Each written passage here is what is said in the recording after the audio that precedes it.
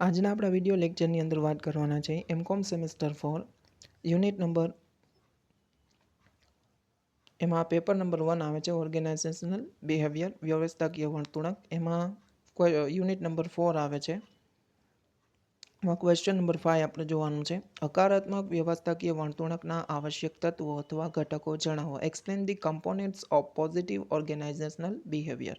હકારાત્મક આપણે કાર્ય વ્યવસ્થાકીય વર્તણૂક બાબત ક્રિએટ કરવી હોય, હકારાત્મકતા લાવવી હોય, એના આવશ્યક તત્વો, ઘટકો, કમ્પોનેન્ટ્સ તત્વો કયા કયા છે એના વિશે આપણે વાત કરવાની છે. તો પહેલું છે આશાવાદી અભિગમ, ઓપ્ટિમિસ્ટિક અપ્રોચ.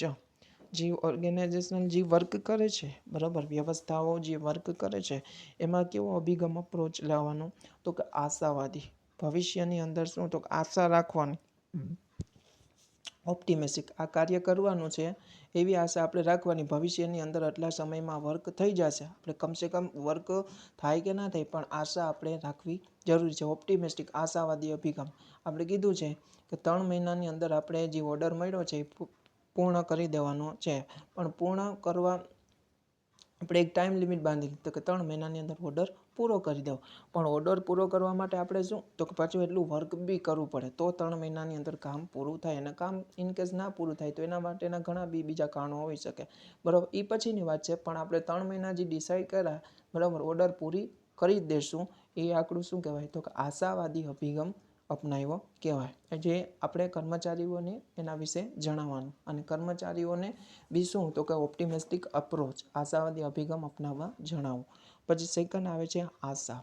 હંમેશા શું? તો કે મેનેજમેન્ટ છે, બરાબર, એમ્પ્લોઈઝ છે, બરાબર, એ શું? તો કે પોતાના વર્ક રિલેટેડ અથવા અન્ય બીજી બાબતોની અંદર ઓર્ગેનાઇઝેશનલ રિલેટેડ, વ્યવસ્થાકીય રિલેટેડ, એમાં શું? તો કે આશાવાદી અભિગમ અપનાવો. એને આશા હોય જોઈએ કે ફ્યુચરની અંદર હું વર્ક કરું છું તો એના બદલામાં મને આટલા વળતર મળશે, કમ્પન્સેશન મળશે, સેલરીઝ મળશે, બેનિફિટ મળશે.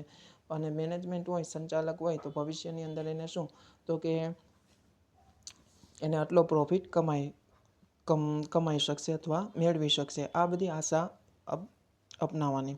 પછી થર્ડ નંબર આવે છે સુખ, રિસાયલન્સ, બરાબર. પોતે જે વર્ક કરે છે એના બદલામાં શું? તો કે એને સુખાકારી મેળવી શકે કે નહીં, બરાબર. એ બી એક હકારાત્મકતા બાબતનો સમાવેશ. પછી ભાવનાત્મક બુદ્ધિ, ઇમોશનલ ઇન્ટેલિજન્સ. પોતે જે વર્ક કરે છે, બરાબર, એમાં ભાવનાત્મકતા હોય, બરાબર. એક કર્મચારી તો ના હોય, કંપનીની અંદર, વ્યવસ્થાઓની અંદર ઘણા બધા કર્મચારી હોય, સાથે મળીને વર્ક કરતા હોય. એક કર્મચારી વર્કમાં થોડોક પાછળ હોય તો બીજો કર્મચારીઓ શું? તો કે ભાવનાત્મકતા ના આધારે, બરાબર, ઇમોશનલના આધારે શું? તો કે એને વર્ક કરવામાં મદદ કરે અથવા બીજી કોઈ બી અન્ય મદદ કરે તો એ શું? તો કે ભાવનાત્મકતા બુદ્ધિ રીતે કામ કર્યું કહેવાય. આ બી ઓર્ગેનાઇઝેશનની અંદર હકારાત્મકતા લાવી શકે. ટૂંકમાં કહેવાનો મતલબ એમ તો કે આપણે જે વર્ક કરવાનું હોય, આપણે થઈ ગયું હોય તો બીજાને અન્ય રીતે આપણે મદદ કરીએ, બરાબર. અને ઇમોશનલ, બરાબર, ભાવનાત્મક રીતે, બરાબર. પછી ફિફ્થ આવે છે પરિવર્તનશીલતા, ચેન્જેબલ, ફ્લેક્સિબિલિટી, બરાબર. સમય, સ્થળ, સંજોગ મુજબ આપણે શું? પરિવર્તનશીલતા લાવવી જરૂરી છે. જે હકારાત્મકતા ક્રિએટ કરી શકે, પોઝિટિવનેસ ક્રિએટ કરી શકે. પછી છઠ્ઠું આવ્યું છે સ્વ કાર્યક્ષમ. આપણે પોતાને બી શું? તો કે સક્ષમ પહેલાં બનાવવાના. આપણને જ વર્ક કરતા ના આવડતું હોય તો આપણે બીજાને કેવી રીતના શિખામણ આપી શકીએ, વર્ક કરાવતા શીખવાડી શકીએ?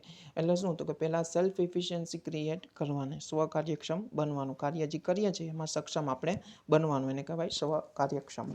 પછી સાતમું આવે છે કામકાજ સાથે સંકળાયેલ રહેવું, વર્ક એન્ગેજમેન્ટ.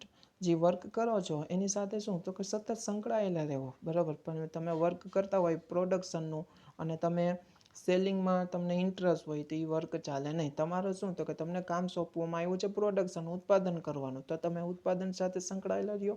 સેલિંગ એક્ટિવિટીમાં શું કામે જાઓ છો? સેલિંગ એક્ટિવિટીમાં જાઓ એટલે તમારું જે વર્ક કરવાનું આપેલું છે એ તમારું બગડશે. એટલે કામ જે હોય એમાં તમારે સતત સંકળાયેલા રહેવું પડે. પછી આઠમું આવે છે કૃતજ્ઞતા, ગ્રેટિટ્યૂડ, બરાબર. ગ્રેટિટ્યૂડ, કૃતજ્ઞતા એટલે શું? તો કે તમને જે વર્ક કરવામાં આપે ને એમાં તમે પહેલ કરો. અગાઉ તમને એક વર્ક આપવામાં આવે, તમે વર્ક કરી નાખો તો પછી તમે સામેથી કહો આ વર્કમાં મને કરવામાં મજા આવી, બરાબર. જેમ કે પ્રોડક્શન કોઈ બી તમને વસ્તુ બનાવવાની, કઈ નવી વસ્તુ તમે ઝડપથી તમને આવડતું હોય, સ્કિલ હોય તો તમને બનાવી આપો. અને સામેથી તમે કહો કે આ વસ્તુ બની ગઈ છે, હવે કંઈ બીજું બનાવવાનું, બરાબર, કૃતજ્ઞતા, બરાબર, મને આગળ ચડીને તમે કહો જે તે સંચાલક, કૃતજ્ઞતા એ બી એક હકારાત્મકતા લાવી શકે.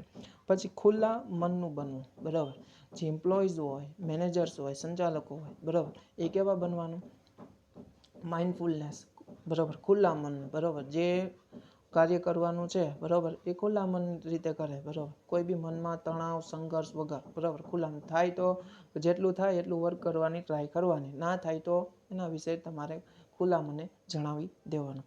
અને 10મું આવ્યું છે નૈતિક વર્તન વર્તણૂક, નૈતિક એટલે ઇથિકલ, બરાબર, બિહેવિયર અપનાવવાનું, બરાબર, નૈતિકતા સાથે વર્ક કરવાનું, બરાબર, ઓનેસ્ટી સાથે, બરાબર, જે વર્ક આપવામાં આવેલું હોય તમે અકાઉન્ટેબલ રહીને, હોનેસ્ટ રહીને, બરાબર, વર્ક કરવાનું, બરાબર, આ બી એક તમને હકારાત્મકતા ક્રિએટ કરી શકે.